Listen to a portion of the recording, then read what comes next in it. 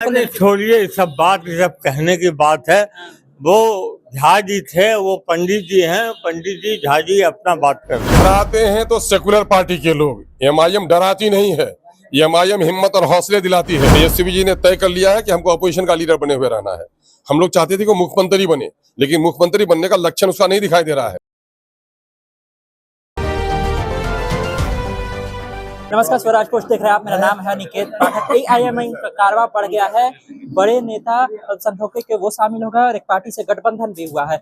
कितना फायदा मिलेगा? ये बड़े नेता आ गए, गठबंधन भी हो गया है। आप लोगों ने तो अपना गठबंधन तोड़ दिया। अब आप लोग अकेले अकेले हो गए हैं, लेकिन हम लोग के लिए दुआ कीजिए कि हम लोग का गठबंधन न टूटे, है ना। कि स्वामी प्रसाद बोरिया साहब की तरफ से जनाब सादाब साहब है, जो नेशनल वाइस प्रेसिडेंट हैं, उनकी मौजूदगी में, और दिनेश कुशवाहा साहब स्टेट में वो उनके प्रेसिडेंट हैं, उनकी मौजूदगी में पार्टी ने आज ग्रांड डेमोक्रेटिक अलायंस GDA का ऐलान किया है। हमारे कई और पार्टनर्स हैं जिनसे हमारी बात चल रही है। अनकरीब हम आप लोगों को इसकी खबर देंगे। जनाब मनाजिर हसन साहब इसी दरमियान में ये कद्दावर लीडर रहे हैं बिहार के, माइनॉरिटी के, दलितों के, शोषितों और वंचितों की आवाज रहे हैं। ये 4 बार बिहार असेंबली में रहे, 2 बार मिनिस्टर रहे हैं और फिर MP रहे हैं। उसके आ जाने से मैं समझता हूं कि सिर्फ एमआईएम को नहीं बल्कि इस घटक को भी बड़ा फायदा होगा और बिहार में कॉम्युनल फोर्सेस के खिलाफ दलितों और अकलियतों की आवाज बनने के लिए हम लोग उनको। आपने कहा है कुछ और पार्टियों से बातचीत चल रही है, कौन सी वो पार्टियां हैं? क्या तेज प्रताप यादव वाली है? पारस जी? मैंने नाम इसीलिए नहीं बताया ना, कौन सी इसलिए बताया ताकि आप लोग सुनकर खेल न बिगाड़ दें, है ना। दूसरों को सुनाकर बता देंगे हम। अच्छा, ये आए हुए हैं पीके की पार्टी को छोड़ करके। वो कह रहे हैं कि जो वो बात करते हैं, एआईएम जो बात करती है उससे हम अलग बात कर रहे हैं। मुस्लिमों के लिए हम डरा नहीं रहे। हम कह रहे हैं कि जो भाजपा का विरोधी, एनडीए का विरोधी है, उसके साथ मुस्लिम आकर के साथ में बढ़ाए 60% हो जाएंगे। डराते हैं तो सेकुलर पार्टी के लोग, एमआईएम डराती नहीं है।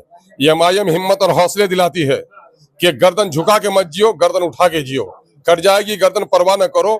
जिनकी गर्दनें कट जाती हैं उनके नस्लों से बहादुर जन्म लेता है, और जो गर्दन झुका के जीता है उनकी नस्लों से गुलाम जन्म लेता है। ये काम तो हम कर रहे हैं, दूसरा क्या कर पाएगा? आरजेडी क्यों नहीं साथ में? आरजेडी साथ में क्यों नहीं? ये उनको न पूछिएगा साहब। तो कह रहे हैं कि अगर मुस्लिमों की इतनी चिंता है तो वो लोग लड़े ही नहीं, अगर उनको बिखराव का डर है तो अरे उनके यादव तो खुद चले गए, 14% में तो 8% बीजेपी में चले गए इनके। उनको तो अपनी परवाह नहीं है। इन लोगों को सेकुलर लोगों के बिखराव से कोई मतलब नहीं है। तेजस्वी जी ने तय कर लिया है कि हमको अपोजिशन का लीडर बने हुए रहना है। हम लोग चाहते थे कि मुख्यमंत्री बने, लेकिन मुख्यमंत्री बनने का लक्षण उसका नहीं दिखाई दे रहा है। मुख्यमंत्री बनने का लक्षण होता तो 18%। मैं कह रहा हूं कि आज मुकेश सहनी से किस लिए बात कर रहे हैं?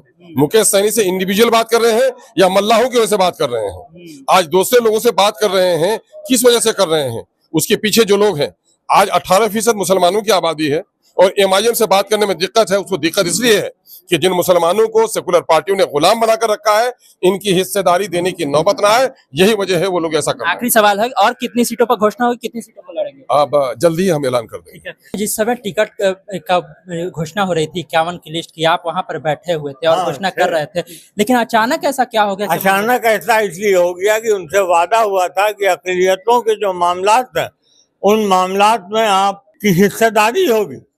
आप हिस्सेदारी नहीं हुआ। इन्होंने लल्लू पंजू को लाने का काम किया है और मजबूत लोगों को छांटने का काम किया। इसलिए उनको अलवला कह रहे हैं कि 40 अक़लियतों को देंगे। अरे देखिए कैसे जीत के आते हैं। आखिरी सवाल है सर, आज जो है जब घोषणा की जा रही थी तो उसमें बताया गया सबसे पहले कि देखिए भागलपुर दंगे में जो मुस्लिमों के पक्ष से लड़े उनको शामिल कराया गया, तो इस तरह से तो मुस्लिम वोटों को छोड़िए, ये सब बात, ये सब कहने की बात है। वो झा जी थे, वो पंडित जी हैं, पंडित जी झा जी अपना बात कर रहे हैं। चलिए देखिए, तो यहाँ पर जो है मनाजिर हसन साहब जो हैं वो शामिल हो गए हैं पार्टी में, एआईएमआईएम में, और एक पार्टी साथ में आई है गठबंधन में एआईएमआईएम के साथ, जो कि वहाँ की है, स्वामी प्रसाद मौर्य की पार्टी है।